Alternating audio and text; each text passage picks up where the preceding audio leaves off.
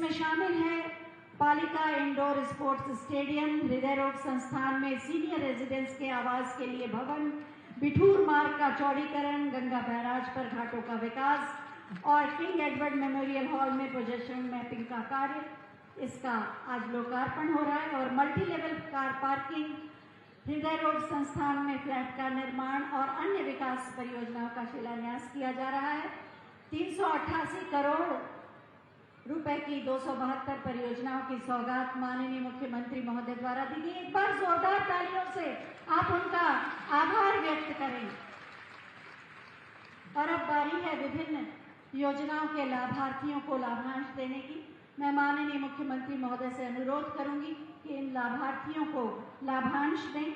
सबसे पहले मैं आमंत्रित कर रही हूं प्रधानमंत्री आवास योजना के लाभार्थियों को कि वो मंच पर आएं और अपने घर की चाबी लें।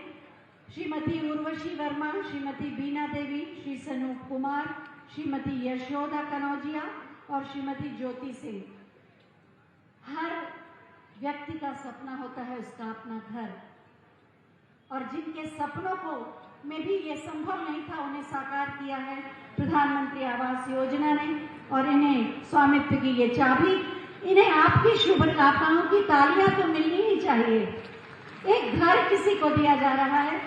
और इसके बाद पीएम स्वनिधि योजना के लाभार्थियों को प्रमाण पत्र दिया जाएगा। स्ट्रीट वेंडर आएंगे।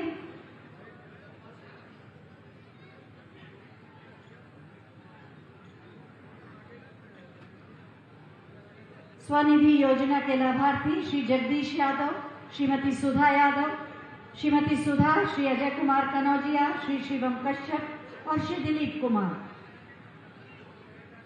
प्रमाण पत्र दिए जा रहे हैं स्ट्रीट वेंडर के लिए। पीएम स्वनिधि योजना आर्थिक सहायता। पता नहीं क्यों मंच पर कुछ भी हो, अगर आपकी तालियों का साथ नहीं मिलता तो सब कुछ अधूरा अधूरा सा लगता है। इन सभी योजनाओं के लाभ से इन सब के जीवन में सौभाग्य का आगमन हो रहा है और आपकी शुभकामनाएं जरूरी हैं इनके उत्साह और आनंद को बढ़ाने के लिए। प्रधानमंत्री स्वनिधि योजना के बाद ओडीओपी योजना के लाभार्थी आएंगे। इधर से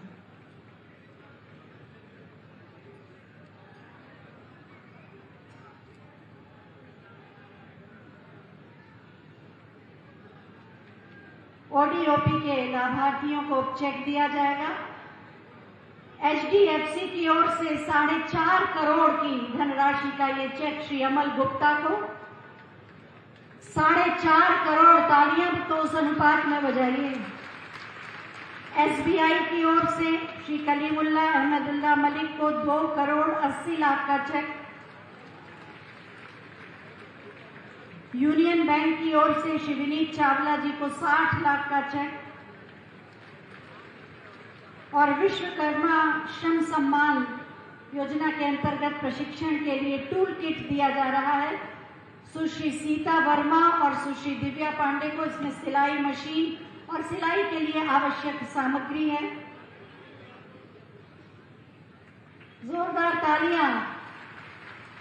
विकास के नए द्वार खुल रहे हैं विश्वकर्मा श्रम सम्मान प्रशिक्षण योजना के माध्यम से। और अब टैबलेट दिए जाएंगे छात्राओं को। आकांक्षा शुक्ला, स्मृति तिवारी, समीक्षा और प्रशस्ति वाजपेयी, इन सबको टैबलेट दिया जा रहा है इनके उज्जवल भविष्य की कामना के साथ। आपकी तालियां इन युवाओं में जोश भरेंगी और इनकी मुस्कुराहट को कुछ और बढ़ाएंगी। इन्हें भी तो लगे कि आप सबका आशीर्वाद भी इनके साथ है। और इसके बाद मुद्रा लोन के लाभार्थी श्री राजेंद्र कुमार सिंह जी को चेक दिया जाएगा।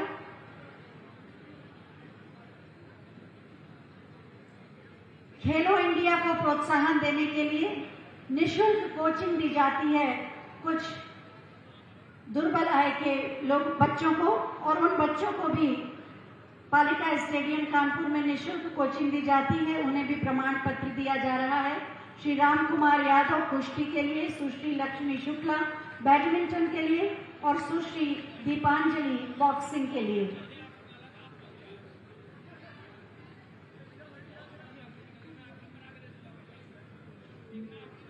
बहुत बहुत धन्यवाद माननीय। आजादी के अमृत काल में नए उत्तर प्रदेश का जन्म हो रहा है। आज विकास का दूसरा नाम है योगी आदित्यनाथ, सुरक्षा का दूसरा नाम है योगी आदित्यनाथ, सुशासन का दूसरा नाम है योगी आदित्यनाथ, उत्तर प्रदेश की 25 करोड़ जनता के मानस के विश्वास का नाम है योगी आदित्यनाथ, उत्तर प्रदेश की नई पहचान का नाम है योगी आदित्यनाथ। मैं बहुत ही आदर के साथ माननीय मुख्यमंत्री महोदय से अनुरोध करूंगी कि हम सबका मार्गदर्शन करके हमें कृतार्थ करें, आपकी जोरदार तालियों के साथ। भारत माता की, भारत माता की, भारत माता की, वंदे वंदे वंदे। पुण्य सलिला मोक्षदायिनी मां गंगा के तट पर स्थित प्रदेश के औद्योगिक नगरी के रूप में विख्यात रही और आज का उत्तर प्रदेश का मेट्रो सिटी कानपुर के प्रबुद्ध जनों के साथ आज के संवाद कार्यक्रम में मंच पर उपस्थित यहां के लोकप्रिय सांसद श्री सत्यदेव पचौड़ी जी, माननीय सांसद श्री देवेंद्र सिंह भोले जी, महापौर श्रीमती प्रमिला पांडे जी, माननीय जिला पंचायत की अध्यक्ष श्रीमती स्वप्निल वरुण जी, माननीय विधायकगण श्री महेश त्रिवेदी जी, श्रीमती नीलमा कटियार जी, श्री अभिजीत सिंह सागा जी, श्री सुरेंद्र मैथानी जी, श्रीमती सरोज कुरीर जी, श्री राहुल बच्चा सोनकर जी, विधान परिषद सदस्य अरुण पाठक जी, विधान परिषद सदस्य विजय बहादुर पाठक जी, सलील बिश्नोई जी, अविनाश सिंह चौहान जी, भारतीय जनता पार्टी के क्षेत्रीय अध्यक्ष श्री मानवेंद्र सिंह जी, पूर्व मंत्री श्री रणवेंद्र सिंह धुन्नी सिंह जी, प्रदेश की महामंत्री श्रीमती प्रियंका रावत जी, आज के इस कार्यक्रम में उपस्थित भारतीय जनता पार्टी के जिला के अध्यक्ष सुनील बजाज जी, जिलाध्यक्ष श्रीमती वीना आर्य जी, श्री कृष्ण मुरारी शुक्ला जी, रघुनंदन भदौरिया जी, उपेंद्र पासवान जी, श्रीमती कमलावती सिंह जी, देवेश कोरी जी और भारी संख्या में उपस्थित विभिन्न सामाजिक, सांस्कृतिक, व्यापारिक संगठनों के साथ ही शिक्षा, स्वास्थ्य से जुड़े हुए कानपुर के सभी हमारे प्रबुद्ध जन, उपस्थित भाइयों बहनों, अपने धार्मिक, आध्यात्मिक, सांस्कृतिक और ऐतिहासिक पृष्ठभूमि के लिए विख्यात कानपुर की इस धरा को नमन करते हुए आज यहां पर लगभग 400 करोड़ रुपए की परियोजनाओं का लोकार्पण और शिलान्यास का कार्यक्रम संपन्न हो रहा है। इस अवसर पर कानपुर के सभी नागरिकों को इन योजनाओं का जनप्रतिनिधियों की ओर से बधाई देते हुए मैं आप सबका अभिनंदन करता हूं। भाइयों बहनों, कानपुर कभी उत्तर भारत का मैनचेस्टर के रूप में विख्यात था। अपने उद्योग धंधों के लिए इस महानगर ने अपनी एक पहचान बनाई थी। न केवल उत्तर प्रदेश के लिए बल्कि उत्तर भारत के नौजवानों और नागरिकों के लिए रोजगार का भी एक माध्यम था। लेकिन 70 और 80 के दशक में कुछ लोगों की नजरें इस महानगर के ऊपर लगी और देश के बड़े 5 महानगरों में कभी गिना जाने वाला कानपुर एक समय अव्यवस्था, अराजकता, बंद होते उद्योग और दुर्व्यवस्था का शिकार हो गया। भाइयों बहनों, अपने इस महानगर को उसकी पुरातन पहचान दिलाने के लिए आज प्रधानमंत्री मोदी जी के नेतृत्व में जिस एक नए अभियान को हम लोगों ने आगे बढ़ाया है, उसमें सबसे पहले इस कानपुर महानगर की जो पहचान थी वह थी पुण्य सलिला मोक्षदायिनी मां गंगा की अविरलता और निर्मलता को बनाए रखने के लिए। याद करिए, आज से लगभग 3 वर्ष पहले आदरणीय प्रधानमंत्री मोदी जी स्वयं कानपुर आए थे और कानपुर में आकर के सीसा मऊ नाला, जिसमें 14 करोड़ लीटर सीवर गंगा में उड़ेला जाता था, उसे पूर्ण तरह बंद करके सीवर पॉइंट को सेल्फी पॉइंट में बदल करके हम लोगों ने अपने नैतिक दायित्व का परिचय देकर के फिर से मां गंगा की अविरलता और निर्मलता को आगे बढ़ाने का कार्य किया था। नमामि गंगे परियोजना का सबसे क्रिटिकल पॉइंट कानपुर समझा जाता था।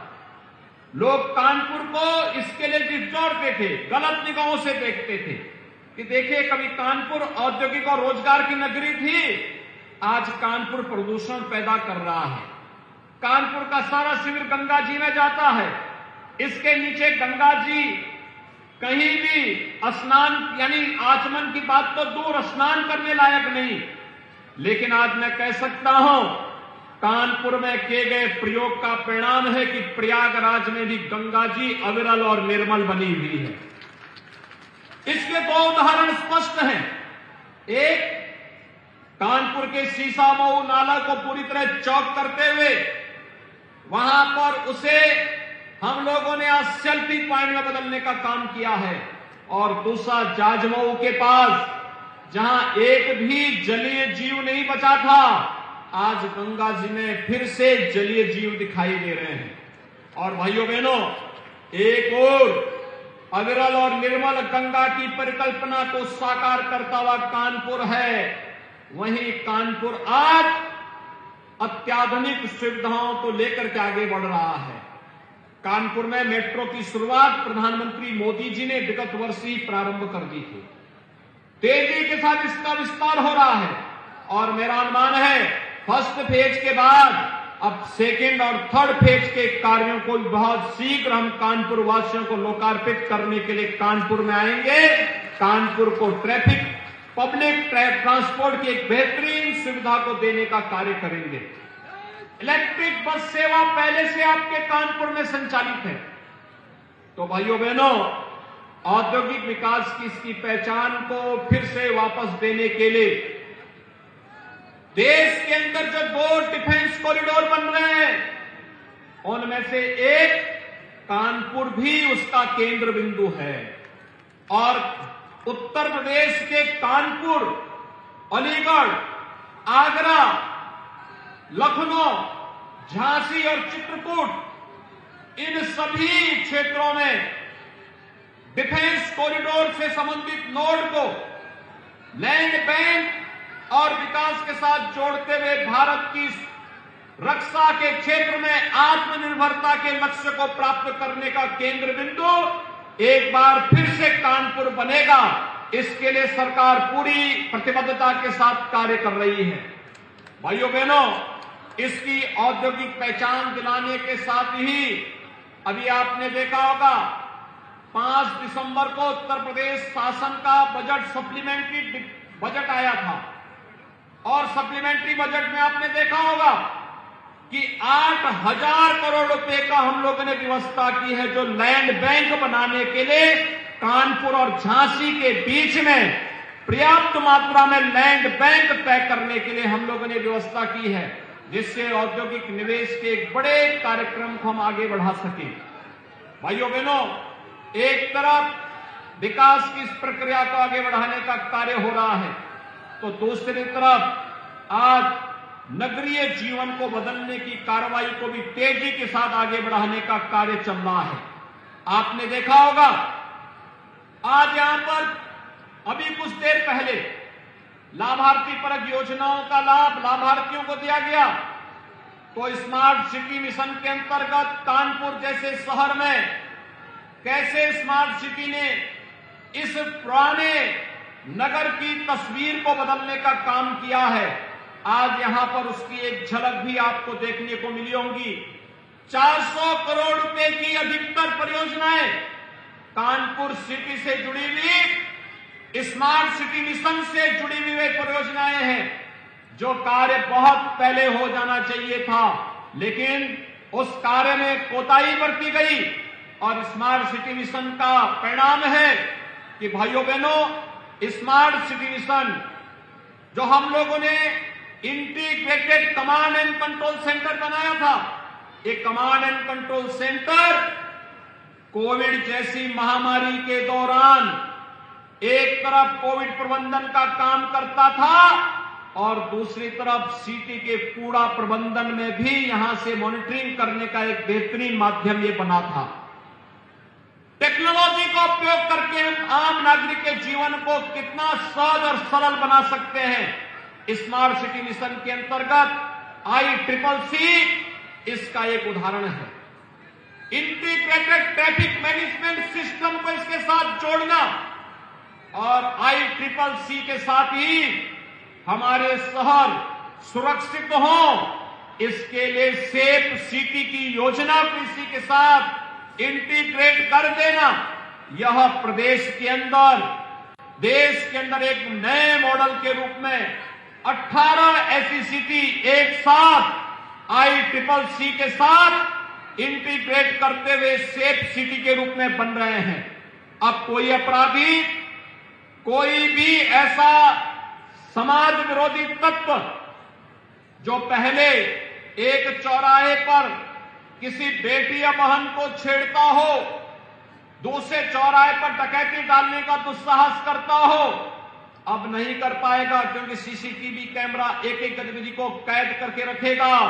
अगर किसी ने एक चौराहे पर कोई शरारत की या कोई डकैती डाली, तो अगले चौराहे पर भागते से पहले ही वह सारी तस्वीरें कैद हो जाएंगी और अगले चौराहे तक पहुंचते पहुंचते पुलिस उसको ढेर कर चुकी होगी। भाइयों बहनों, अब कोई भी सुरक्षा में सेंध लगाने का दुस्साहस नहीं कर पाएगा। एक बेहतरीन प्रयास हो रहा है। कोई सोचता था पहले शहरी क्षेत्रों में गरीबों को भी प्रधानमंत्री आवास योजना का लाभ मिले, आज उसकी सुविधा दी जा रही है। अकेले कानपुर में अब तक 25,000 से अधिक गरीबों को आवास मिले हैं, जिनमें 11,000 से अधिक 14,000 से अधिक आवास कानपुर नगर में मिले हैं। और ग्रामीण क्षेत्र को अगर हम देखेंगे तो 11,000 से अधिक गरीबों को ग्रामीण क्षेत्र में भी प्रधानमंत्री आवास योजना का लाभ मिला है। स्ट्रीट वेंडर, कोई सोचता था ठेला खोमचा रेड़ी लगाने वाले, मुझे बहुत पहले 2012 में और उससे पहले भी कानपुर में गोविंद नगर में कई जगहों पर सभाओं के लिए आना पड़ता था। मैं देखता था बड़े पैमाने पे पटरी व्यवसायी अपना व्यवसाय करते थे, पटरियों पे सोते थे, कोई पुरसा हाल नहीं था। आज भाइयों बहनों, पहली बार हुआ है प्रधानमंत्री मोदी जी के विजन और उनके मार्गदर्शन में आज स्ट्रीट वेंडर के लिए व्यवस्थित कार्य योजना बनी है। ब्याज फ्री लोन उन्हें उपलब्ध कराया जा रहा है और अकेले कानपुर के अंदर 78,000 से अधिक ऐसे लोगों को इस सुविधा का लाभ प्राप्त हुआ है, जिन्हें ब्याज फ्री लोन के साथ जोड़ करके जिनके जीवन को हम परिवर्तन के माध्यम से आगे बढ़ा सकते हैं, उन्हें स्वावलंबन की ओर अग्रसर कर सकते हैं। अन्यथा कोरोना महामारी ऐसी महामारी आई थी जो न केवल अर्थव्यवस्था के लिए बल्कि प्रत्येक नागरिक के जीवन पर भारी पड़ती हुई दिखाई दे रही थी। दुनिया के अंदर जिन देशों ने लापरवाही की, उन देशों की स्थिति भले ही उनके पास संपन्नता रही होगी, भले ही उनके पास इंफ्रास्ट्रक्चर रहा होगा, भले ही उनके पास अच्छी सुविधा रही होगी, लेकिन उस सुविधा किसी काम की नहीं थी, क्योंकि टीम वर्क नहीं था, समय पे निर्णय लेने की क्षमता नहीं थी, और उन्होंने अपने समाज के प्रत्येक तबके के हित को ध्यान में रख करके योजना नए समय से नहीं बनाई थी। आज उसका परिणाम है, वहां पर व्यापक क्षति हुई। लेकिन भारत के अंदर प्रधानमंत्री मोदी जी के मार्गदर्शन में न केवल टेस्ट फ्री था, उपचार फ्री था, वैक्सीन फ्री था, बल्कि फ्री में राशन की सुविधा के साथ ही हर एक तबके के लिए उस प्रकार की योजनाएं जो ने इस महामारी के दौरान भी उन्हें उनकी जीविका पर बुरा असर न पड़े, इसके लिए पूरी तैयारी की गई थी। और डबल इंजन की सरकार के द्वारा समय पे लिए गए निर्णय का परिणाम था कि कोरोना जैसी महामारी जिस प्रकार से आई थी, दुनिया को दहला रही थी, उसको समय से नियंत्रण करने में हम सबको सफलता प्राप्त हुई। भाइयों बहनों, आज मैं आपके पास आया हूं इसी बात को लेकर के, जो तेजी के साथ हम लोगों ने शहरी जीवन को परिवर्तित करने का काम किया है। आज स्मार्ट सिटी ही नहीं, ICCC ही नहीं, आज स्मार्ट रोड का निर्माण से लेकर के एक्सप्रेस हाईवे के लिए उत्तर प्रदेश जाना जा रहा है। आज यहां का मेडिकल कॉलेज फिर से एक नई बुनियादी सुविधाओं से युक्त होकर के आगे बढ़ रहा है। आपने देखा होगा, यहां पर गणेश शंकर विद्यार्थी मेडिकल कॉलेज में सुपर स्पेशलिटी ब्लॉक के निर्माण की कार्रवाई जिस मजबूती के साथ आगे बढ़ा, वो आप सबके सामने है। कानपुर एयर कनेक्टिविटी से फिर से जुड़ सके, सेवा तो शुरू की गई, लेकिन कानपुर में जितना लोगों की भीड़ है उसके हिसाब से यहां पर सिविल टर्मिनल का निर्माण होना चाहिए। उस कार्य को युद्ध स्तर पर आगे बढ़ाया गया। अब ये न केवल मेट्रो सिटी बल्कि बहुत शीघ्र कानपुर का अपना एयरपोर्ट भी होगा, और यह एक बड़ा कार्य आज आपको हम उपलब्ध कराने जा रहे हैं। भाइयों बहनों, ढेर सारी संभावनाएं हैं, और उन्हीं संभावनाओं में आज आपसे अपील करने के लिए मैं आया हूं। ये सभी कार्य आज तेजी के साथ इसलिए बढ़ते दिखाई दे रहे हैं क्योंकि कानपुर में विकास के लिए स्थानीय स्तर पर भारतीय जनता पार्टी का बोर्ड है। राज्य शासन के स्तर पर कहीं योजनाएं अटके ना, इसके लिए राज्य में आपकी सरकार है। केंद्र में कोई योजना लटके ना, उसके लिए केंद्र में मोदी जी के नेतृत्व की सरकार है। ये ट्रिपल इंजन की सरकार विकास की स्पीड को भी 3 गुना करती हुई दिखाई दे रही है, और इसलिए हर एक सेक्टर में कुछ न कुछ नया करने का कार्य हुआ है। और इसीलिए आप सबसे अपील करने के लिए कि प्रबुद्ध जन एक बार फिर से निर्णय लेकर के कि जो प्रयास प्रारंभ हुए हैं हर एक सेक्टर में, उसे आगे बढ़ाने के समय हम सबको मिलकर के एक बार फिर से आगे बढ़ना तैयार, एक साथ मिलकर के कार्य करना होगा। कानपुर को एक्सपोर्ट के एक हब के रूप में विकसित करना होगा। कानपुर को उसकी पुरातन पहचान दिलानी होगी, और इसीलिए मैंने आज प्रबुद्ध जनों को यहां पर आमंत्रित किया। खासतौर पर मेरी उनसे अपील होगी, हम लोगों ने फरवरी 2023 में 10 से 12 फरवरी के बीच में प्रदेश की राजधानी लखनऊ में ग्लोबल इन्वेस्टर समिट का आयोजन किया है। आज उत्तर प्रदेश के मंत्रियों के कई समूह दुनिया के कई देशों में जाकर के रोड शो कर रहे हैं। आज जर्मनी में भी हमारा एक रोड शो है। प्रदेश सरकार के 2 मंत्री वहां गए हैं, उनके साथ एक डेलीगेशन है। और आप आश्चर्य करेंगे कि जब हमारा एक डेलीगेशन जर्मनी में है, आज ऑस्ट्रेलिया का एक डेलीगेशन मुझसे मिलने के लिए स्वयं लखनऊ में आया था, और सब इस बात को लेकर के साहब हम उत्तर प्रदेश में निवेश करना चाहते हैं। देश और दुनिया का निवेश हम आमंत्रित कर रहे हैं। मैं कानपुर के निवेशकों, उद्यमियों और व्यापारियों का भी आह्वान करने के लिए आया हूं कि हम भी निवेश करने के लिए अपने शहर में या उत्तर प्रदेश में जहां कहीं भी जिस भी सेक्टर में आप निवेश करना चाहेंगे, उस सेक्टर में निवेश करने के पार संभावनाएं यूपी में है। वह मेडिकल कॉलेज में आप कर सकते हैं। 1 डिस्ट्रिक्ट 1 मेडिकल कॉलेज की दिशा में प्रदेश आगे बढ़ रहा है। शिक्षा के एक हब के रूप में सिटी को विकसित करने की कार्रवाई में आप कर सकते हैं। कानपुर में बाहरी रिंग रोड का निर्माण हो रहा है। ये बाहरी रिंग रोड केवल भू माफियाओं के लिए जमीन हथियाने का माध्यम न बने, बल्कि इस बाहरी रिंग रोड में कहीं ट्रांसपोर्ट नगर बने, कहीं शिक्षा का कोई केंद्र बने, कहीं हेल्थ का कोई केंद्र बने, कहीं एमएसएमई का बने, कहीं औद्योगिक सेक्टर के लिए हम उसको आरक्षित करें, कहीं पे हाउसिंग की कोई स्कीम लेकर के आए। एक व्यवस्थित और सिस्टमेटिक रूप से आगे बढ़ाने के लिए निजी निवेशक अगर आगे आते हैं तो भाइयों बहनों बहुत सारी संभावनाओं को हम आगे बढ़ा सकते हैं। और कानपुर के अच्छे अच्छे उद्यमियों ने न केवल देश के अंदर, दुनिया के अंदर और उत्तर प्रदेश में भी बहुत सारी जगहों पर उन्होंने निवेश किया है। मेरी आप सबसे अपील होगी, आप निवेश करिए। आज हम उत्तर प्रदेश के अंदर अपने हर एक इन्वेस्टर को, जो भी उत्तर प्रदेश के अंदर अपना निवेश कर रहा है, उसको पूरी सुरक्षा उपलब्ध करवा रहे हैं, तकनीक से युक्त व्यवस्थाएं दे रहे हैं।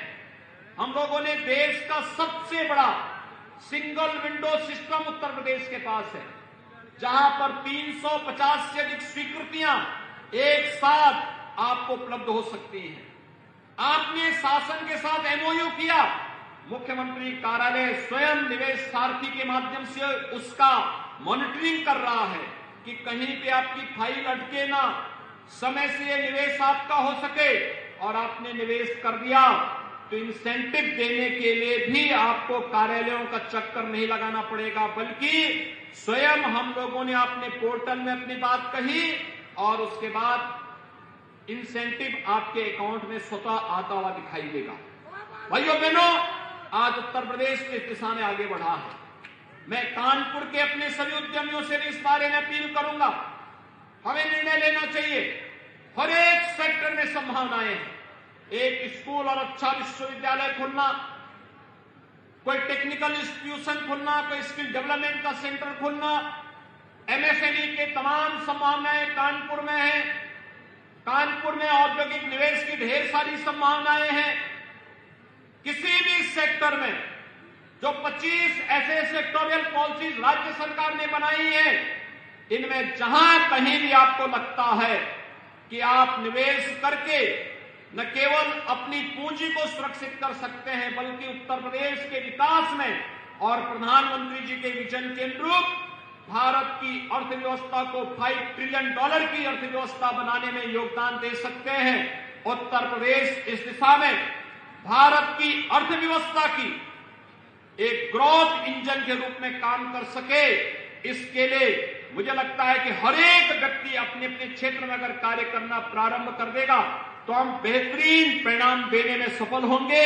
आज कानपुर इस दिशा में इस प्रयास के साथ जुड़ेगा, इस विश्वास के साथ 400 करोड़ रुपए की जिन परियोजनाओं का लाभ आज भाइयों बहनों आपको प्राप्त हो रहा है, इन सभी परियोजनाओं के लिए मैं आप सबको बधाई देता हूं, अपनी शुभकामनाएं देता हूं और विश्वास व्यक्त करता हूं कि स्थानीय निकाय के साथ साथ ग्लोबल इन्वेस्टर समिट के लिए हमारे प्रबुद्ध जनों का पूरा आशीर्वाद भारतीय जनता पार्टी के साथ प्राप्त होगा। आप सबके प्रति मेरी शुभकामनाएं। धन्यवाद। जय हिंद।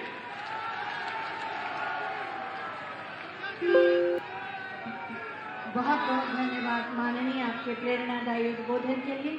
और अब मैं माननीय विधायक श्रीमती नीलिमा कटियार जी से अनुरोध करूंगी कि वो अतिथि